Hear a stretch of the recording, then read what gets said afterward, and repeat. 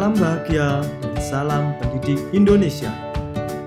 Menjadi manusia yang bermanfaat untuk sesama dan untuk semesta merupakan hal yang kami dambakan. Menjadi pendidik profesional yang memiliki semangat tinggi merupakan suatu hal yang kami tempuh sebagai wujud dedikasi dan bentuk pengabdian kami untuk negeri.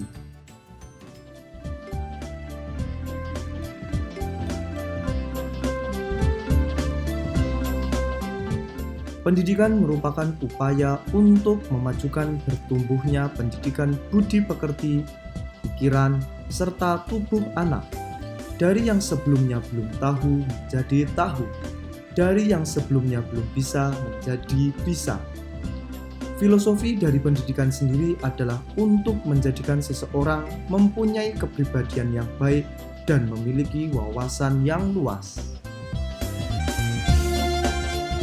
Kondisi dan pelaksanaan pendidikan di Indonesia sangat beragam.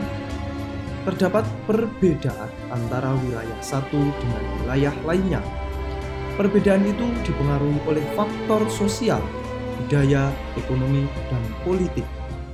4 faktor tersebut mempengaruhi proses pelaksanaan pendidikan, karena hal tersebut menjadi acuan pendidik dalam melaksanakan proses pendidikan, agar tercipta proses pembelajaran yang efektif dan sesuai dengan latar belakang peserta didik.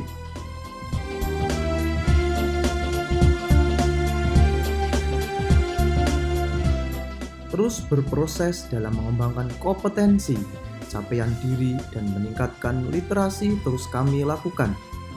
Hal tersebut adalah sebagai bentuk upaya dalam meningkatkan kualitas diri kami. Nulla tendentia in via est via.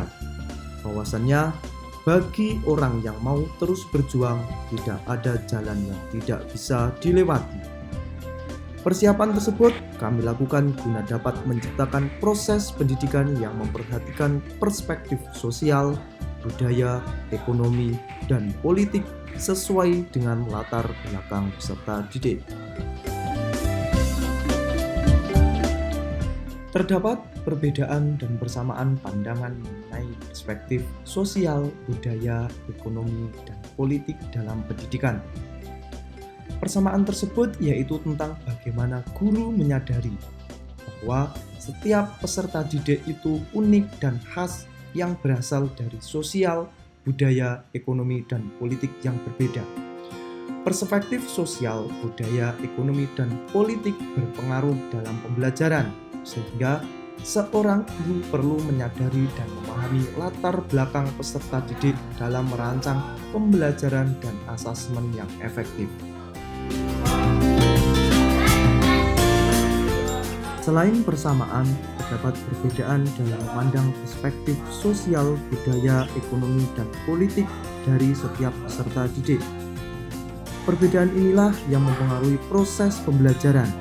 Pendidik harus berusaha untuk melihat dari berbagai macam karakteristik serta latar belakang perspektif sosial, budaya, ekonomi, dan politik dalam pembelajaran.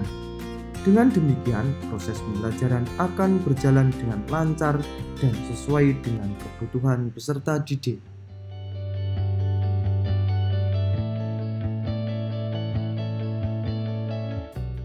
Mengajar perlu memperhatikan perspektif sosial, ekonomi, budaya, dan politik.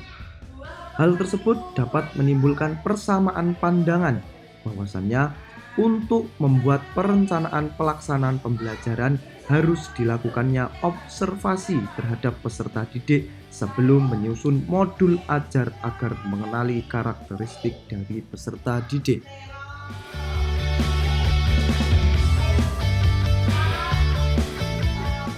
Selain persamaan pandangan, hal tersebut juga terdapat perbedaan pandangan. Bahwasannya, profiling peserta didik menentukan strategi, model, dan metode pembelajaran yang berbeda sesuai dengan karakteristik peserta didik.